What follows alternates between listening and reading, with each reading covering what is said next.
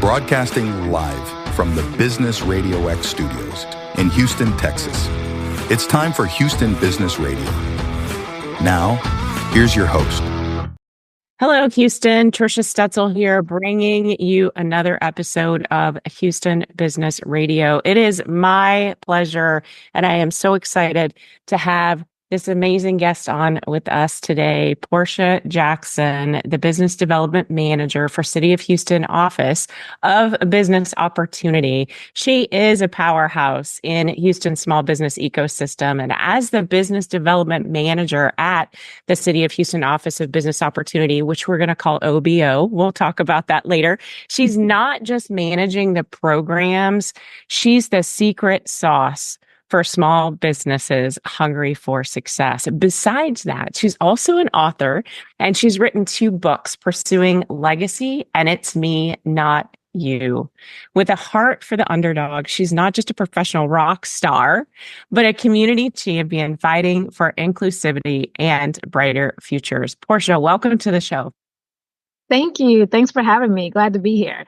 I'm so excited that you're on with us. And, you and I have had the opportunity to have some conversations around what you're doing in the city of Houston. And it made me realize, and you probably get this all the time, that people just don't know what's going on with the City of Houston Office of Business Opportunity. We'll call it OBO for short today.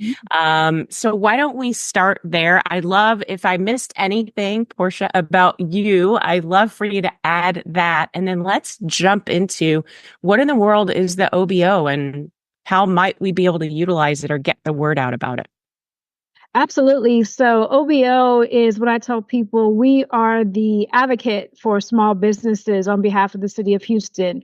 We're one of the 22 departments at the city of Houston, and we are charged with advocating for small businesses, especially those businesses that have been historically marginalized and that are owned and operated by historically marginalized individuals. So what that means is that we're about, I would say, maybe between 35 and 40 people in our office. So we're a small but mighty office. We do certifications that are used widely by other government agencies, as well as we have our OBO Solutions Center for folks who say, hey, I need mentorship or I want to start my business. What do we ask for? Where do we go for permits? What's going on? As far as business, we can provide the solution to you. And then we also have our contracts compliance division, which ensures that any certified firms, the folks that we certified that are working on our contracts, that everything is going correctly as towards that contract. And then the last aspect that we have is kind of the space where I live, and that's the business development programming. So we have a plethora of programs, whether it's just maybe a couple hour workshop, all the way up to programs that last up to 6 months. So that's, in a nutshell, what our office does. That's bigger than just a nutshell, Porscha. I think you guys are doing a lot for this city. And one of the things that you and I have talked offline about, in particular, these programs where you are out negotiating these programs and bringing them to business owners, and you're finding that people aren't taking advantage of the programs because it sounds like it's too good to be true. So can we talk a little bit about these particular programs that you have out there that you've worked so hard to bring back to the business community? Absolutely. And one of the reasons people think it's too good to be true is because all the resources and services, including the programs that we offer, is at no financial cost to our business owners. So when people hear free, they always have that eyebrow lifted, like, what?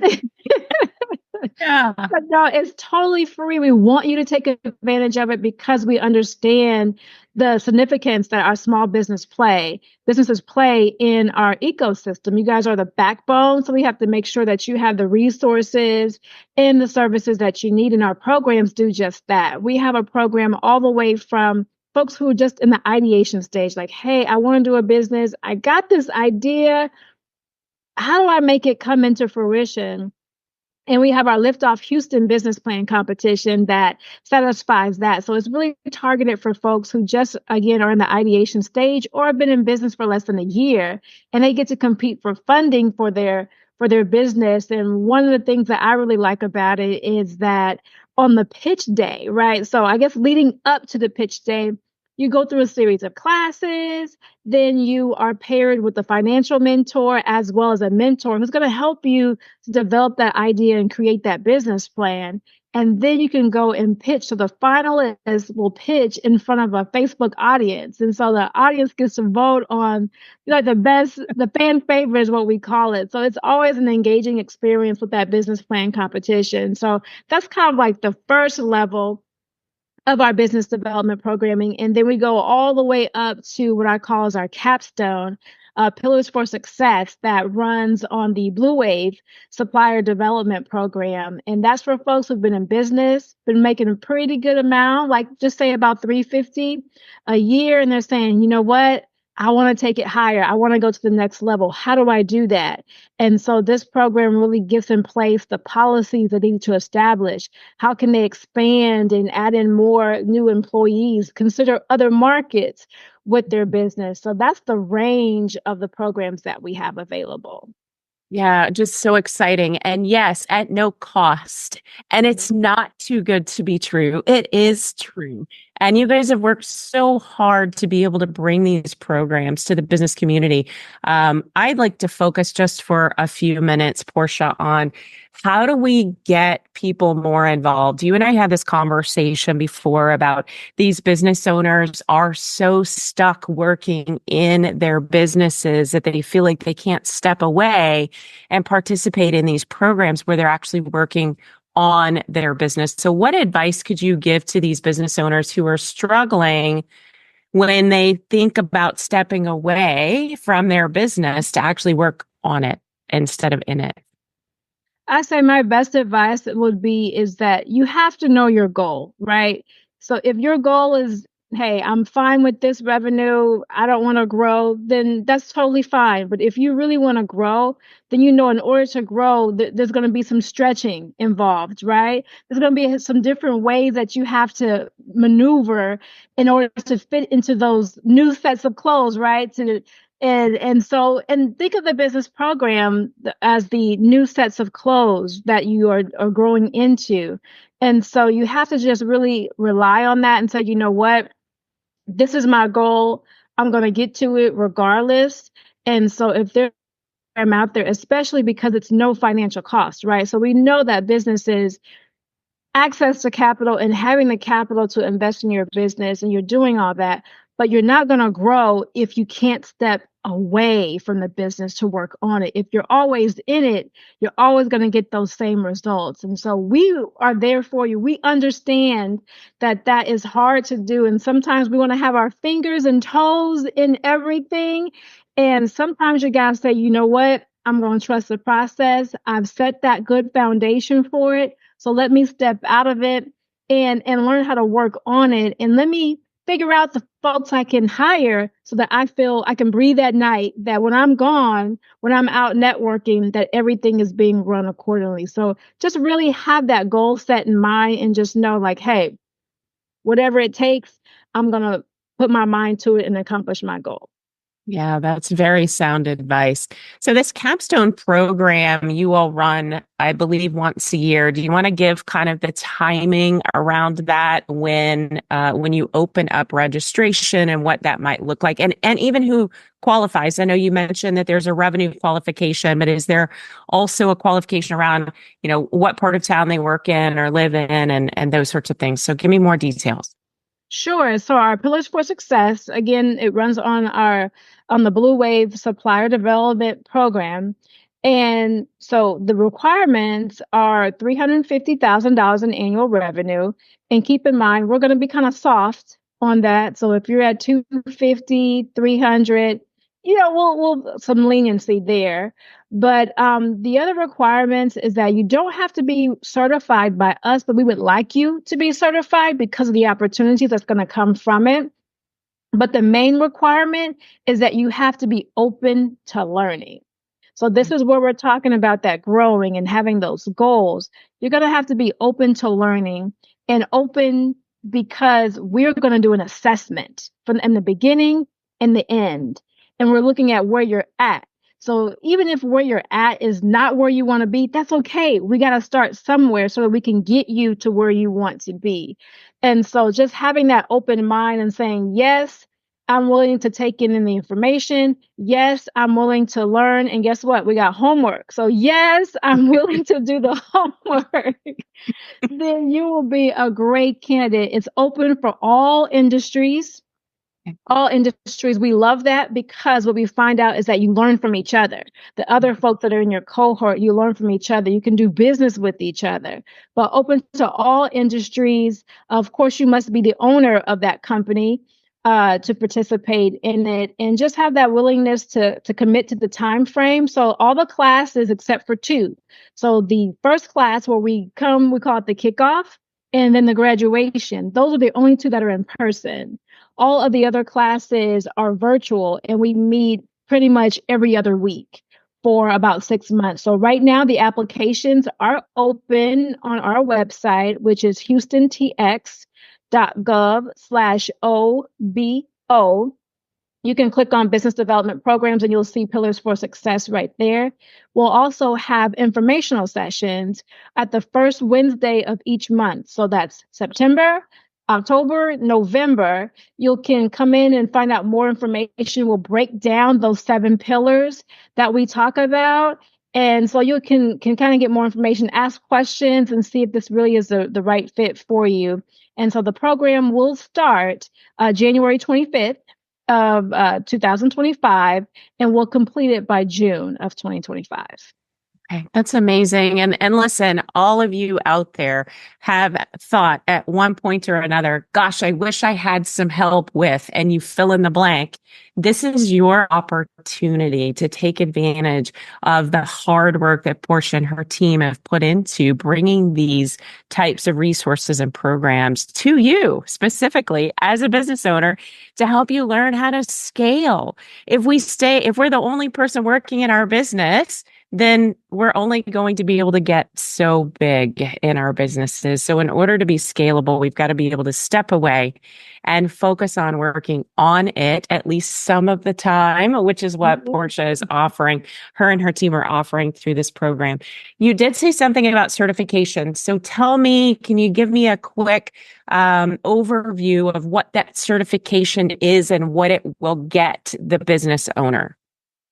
Sure. So we are the certifying agency for the city of Houston, which means we certify folks in 6 different areas as minority business owned, woman owned, small business, persons with disabilities, airport concessions, disadvantaged business enterprise, as well as disadvantaged business enterprise. And we can also get you certified for the hub, which is historically underutilized business certification. And that's typically used for when you want to work on state contracts. So my ongoing joke that I like, but I don't know if anybody else laughs at it, but it's 6 in a possible. So if you pay spades, you know exactly what I'm talking about. So those are the certifications that we have.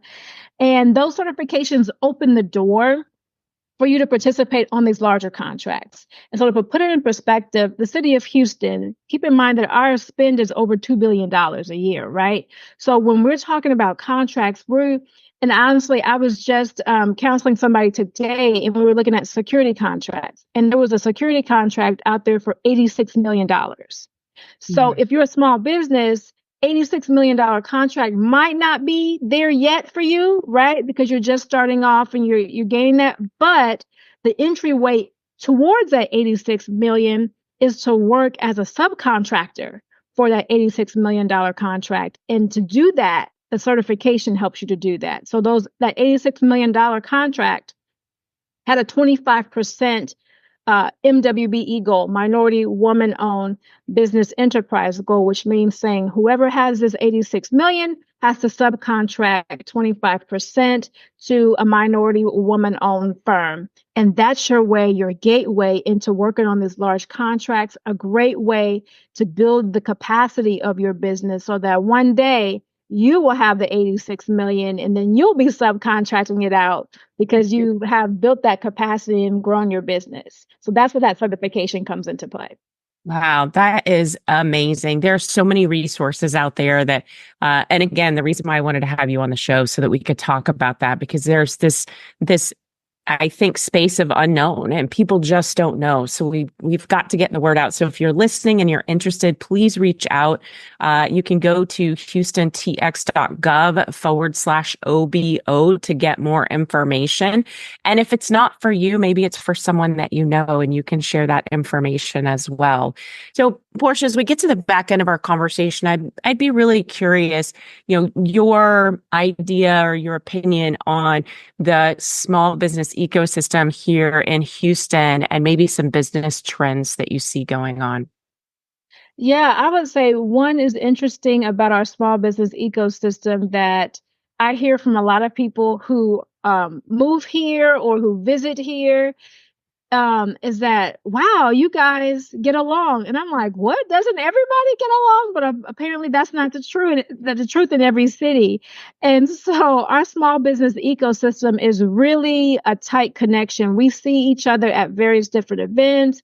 When we have our own individual events, we invite each other out. So we work and collaborate very well because it's like a net, right? We talk about a net worth or network.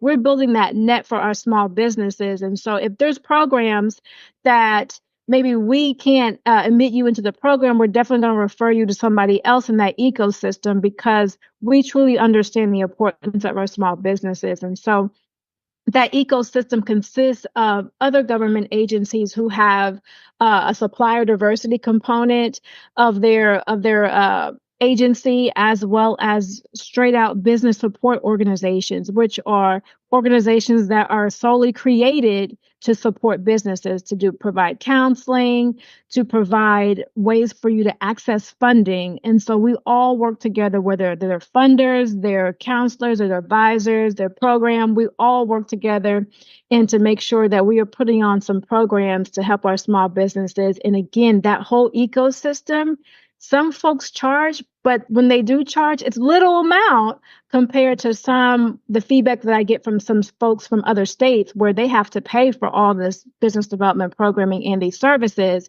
And all that here in Houston is not only in abundance, but it's offered at little to no cost.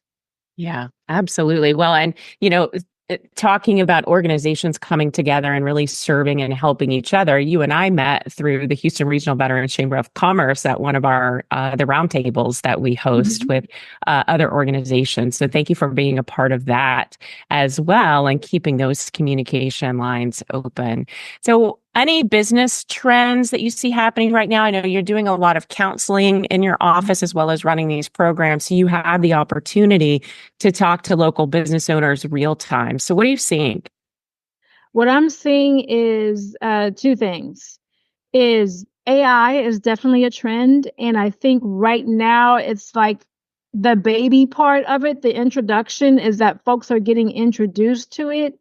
And we're kind of seeing how it could really help businesses, especially in some areas that might take us personally some time to cultivate or create. And we can just, once we understand AI, it can get it done in like 20 seconds and we can be spending time over here. So just really how to incorporate AI into your business to help you, to be a tool to assist, not to do, but to assist you, is one. And then another trend that I'm seeing is more folks trying to really figure out and solidify this whole social media thing. And so word of mouth still is the main venue or the main vein of how to communicate information. But that word of mouth, what's a little bit different because it might be in the form of Instagram or Facebook or LinkedIn. So we're seeing a lot of businesses trying to find their niche where they might have disregarded social media before, but now they're saying like, I must have this. So how do I figure out which platform is best for me and how can I use it to do it, but also realizing that sometimes it's almost a full-time job. So how can I find someone to do this for me, even if I don't get it? And that really kind of touches back to what we talked about earlier of working on the business instead of working in it. And there's so many ways that if you're working in the business, you're not going to have time to keep up with that social media, but there are folks that you can hire. So again, releasing some of that control that you pretty much have to do, to make sure that your business is surviving, because that website is going to be like your brick and mortar. And then your social media accounts are, the things that go out and blast out and keep folks engaged in knowing about your business, even on the contract level. Because think about it, if you're thinking about doing contracts with government agencies, one of the ways they might figure out, okay, we have these folks who are bidding on something. How can we tell who they are? They're immediately going to your website. And when people want to patronize your business, they're going to your social media and seeing what other people are saying about your business. So those are the trends that I'm seeing.